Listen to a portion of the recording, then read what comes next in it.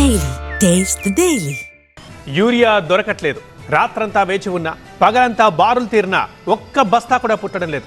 వ్యవసాయ కేంద్రాలు, రైతు వేదికలు, ప్రభుత్వ గిడ్డంగులంటూ రైతులు కాళ్ళరిగేలా తిరుగుతున్నా యూరియా మాత్రం దొరకడం లేదు.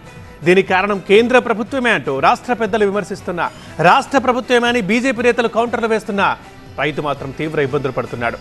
మరి ఈ కష్టాలు తీరేదెప్పుడు?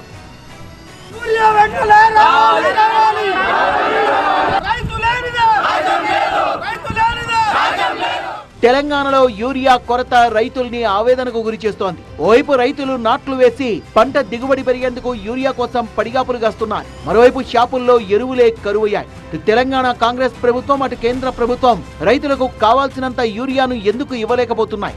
రైతులు రోజంతా యూరియా కోసం పడిగాపులు కాస్తూ నానా తిప్పలు పడుతున్నారు. మరోవైపు యూరియా బ్లాక్ లో కూడా దొరకట్లేదు. డబుల్ ధర కంటే ఎక్కువ కమ్ముతూ రైతుల్ని నిలువునా దోచేస్తున్నారు. కరీంనగర్ జిల్లా తిమ్మాపూర్ మండలం మస్తురాపూర్ వ్యవసాయ సహకార సంఘం దగ్గర రైతులు పెద్ద ఎత్తున ధర్నా చేశారు. మాజీ ఎమ్మెల్యే రసమయ్యి ఇందులో పాల్గొన్నారు.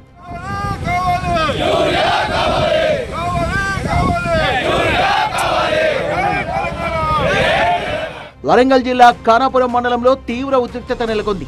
యూరియా కోసం ఒకేసారి వందలాదిగా రైతులు తరలివచ్చారు. తెల్లవారుజామున 3 గంటల నుంచే రైతులు రైతు వేదిక వద్ద బారులు తీరి నిలబడ్డారు. వచ్చిందేమో 400 బస్తాలు.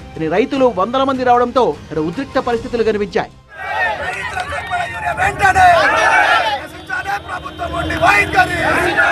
పెద్దపల్లి జిల్లా సుల్తానాబాద్ మండలం చిన్నబొంకూరులో రైతులు వ్యవసాయ కేంద్రాల వద్ద పడిగాపులు పడుతున్నారు. వరి నాట్లు వేసి 2 నెలలు గడుస్తున్నా కూడా సరిపడా యూరియా దొరకడం లేదని ఆగ్రహం వ్యక్తం చేస్తున్నారు రైతన్నలు. సరైన సమయంలో వరి పంటకు యూరియా అందకపోతే దిగుబడిపై ప్రభావం ఏర్పడుతుందని ఆందోళన వ్యక్తం చేస్తున్నారు.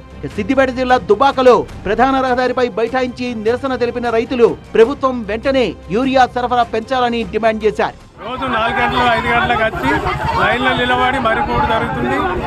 మరి తక్షణమే ప్రభుత్వం చర్య తీసుకొని తక్షణమే యూరియా తెచ్చి అందరికీ అందించాలి.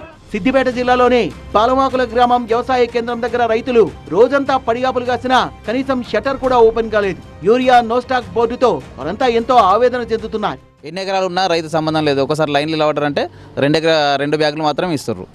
అటువంటి 5 ఎకరాలు ఉన్న రైతు ఎన్నిసార్లు లైన్లు నిలబడాలి సార్? మొన్న 4-5 రోజుల కింద వచ్చిందంటే మళ్ళీ 5 రోజులు అవుతుంది. ఇప్పుడు ఇంతవరకు ఏ యూరియా బస్తా లేదు. చెప్పులు ఎత్తున్నాం, ఇగొత్తు ఆగొత్తు, రోజు 10 గడుపు కాసుకుంటా సాయంత్రం మళ్ళీ ఇంటికి తిరిగి కూడా అవుతుంది. తెలంగాణలోనే కాదు ఏపీలోనూ ఇదే పరిస్థితి ఉంది. నంద్యాల జిల్లా వెలుగోడు పట్టణంలోని బస్టాండ్ సెంటర్ లో ధర్నా నిర్వహించారు రైతులు. పొలం పనుల్ని వదులుకొని మరీ యూరియా కోసం వేచి చూడాల్సి వస్తోందంటూ ఆగ్రహం వ్యక్తం చేశారు.